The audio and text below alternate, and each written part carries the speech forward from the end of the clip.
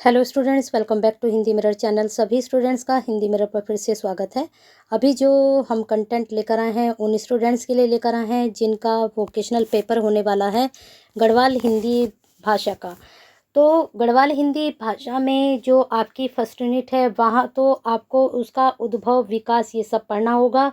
उसके बाद आपकी जो सेकंड यूनिट है वहाँ पर लोक गाथाएँ, लोकगीत सब चीज़ वहाँ पर पूछी गई है। तो ये जो मैं आपके लिए पीडीएफ लेकर आई हूँ, इसमें मैं आपको बताऊँगी कि कैसे कैसे आपको तैयारी करनी है।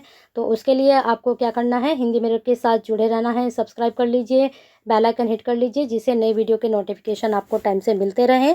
और आज एक स्टूडेंट का मैसेज आया था कि मैडम पेपर के बाद तैयारी कराओगे, तो कुछ ज़रूरी हमारा वक्त था, तो इस वजह से हम 1-2 दिन वीडियो नहीं अपलोड कर पाए। तो अभी आपकी आज 18 ही हुई है और 23 में आपका एग्ज़ाम है। काफ़ी स्टूडेंट्स ये भी कह रहे हैं कि डेट पोस्टपोन्ड हो गई है। तो अभी तक वेबसाइट पे कोई भी नोटिफिकेशन नहीं आया है।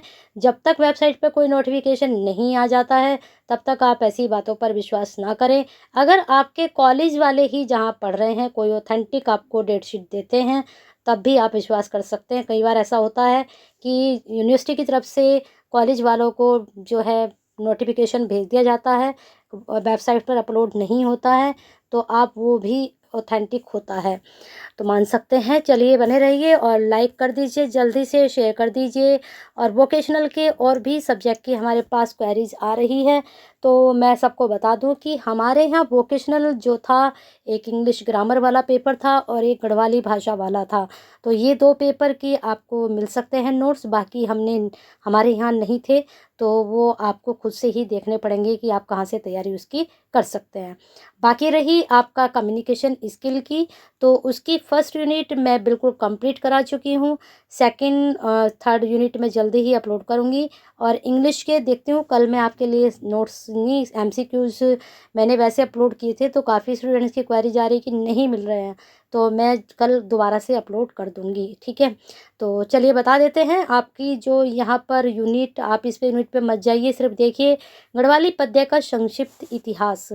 ठीक है, गढ़वाली का आदिकालीन पद्य इतिहास, लोक गाथाएं, लोकगीत, गढ़वाली काव्य का उद्भव एवं विकास, गढ़वाली कविता की प्रारंभिक त्रिमूर्ति, गढ़वाली काव्य के उत्थान, प्रथम उत्थान, द्वितीय उत्थान, तृतीय उत्थान, चतुर्थ उत्थान, और इसके बाद इनके जो हैं अभ्यास। अब मैं पूरा आपको नोट्स तो नहीं कराऊंगी, धीरे धीरे मैं इसको स्क्रॉल करती जाऊंगी, आप इसका स्क्रीनशॉट लेते जाइए, ठीक है।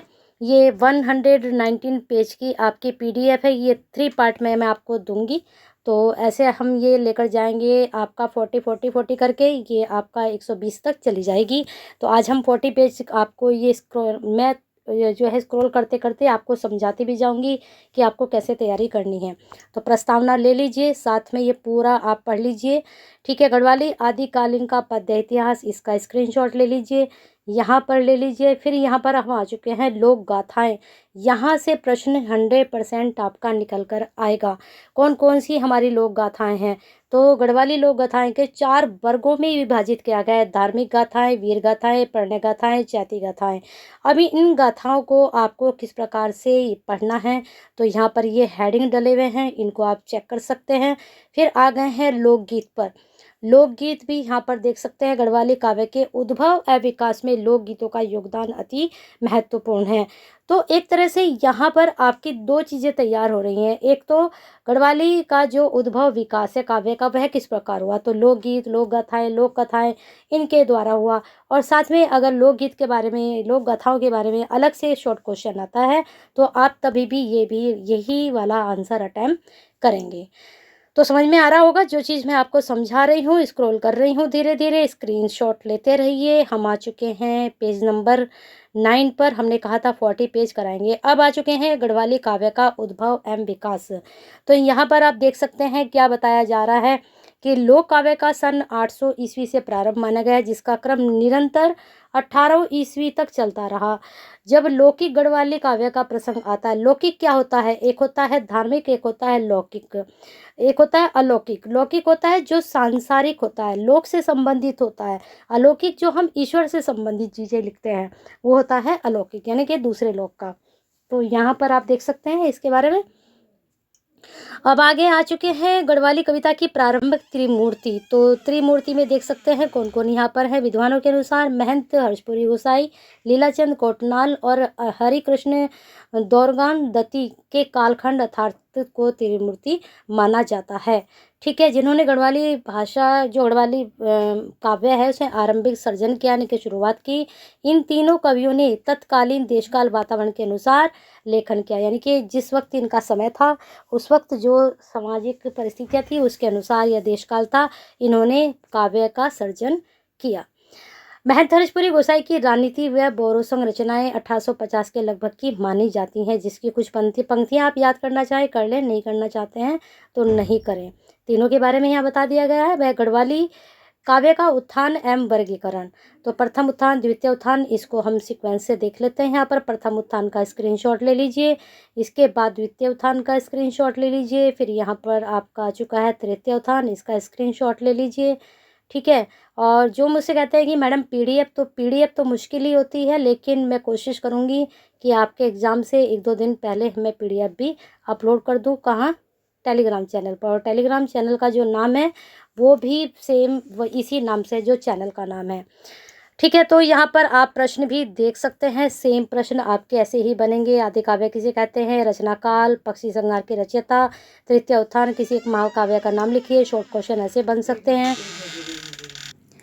चलिए स्टूडेंट्स, अब आपके जो है लॉन्ग क्वेश्चन देख लेते हैं। यहाँ पर जो पहला क्वेश्चन दिखाई दे रहा है, गढ़वाली काव्य के उद्भव विकास के लिए लोकगीत लोकगाथाओं का क्या महत्व है, गढ़वाली काव्य के चतुर्थ उत्थान का पंचम उत्थान के साथ क्या संबंध है।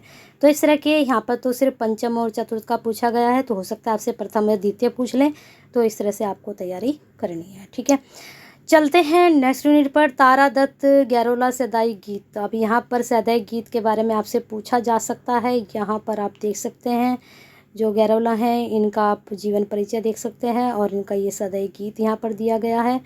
बाकी जो आपके देख लेते हैं 20 पेज पर हम आ चुके हैं। गीत तो नहीं देखना है, बस उसके बारे में थोड़ा सा आपको पढ़ना है।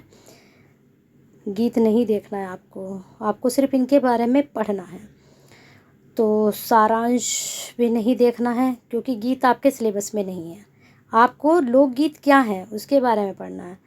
खुदेड़ गीत क्या है इसके बारे में यहाँ पर आप पढ़ सकते हैं, खुदेड़ गीत के बारे में। ठीक है, खुदेड़ गीत के बारे में आपसे पूछा जा सकता है। कवि का जो परिचय है वो आपसे पूछा जा सकता है।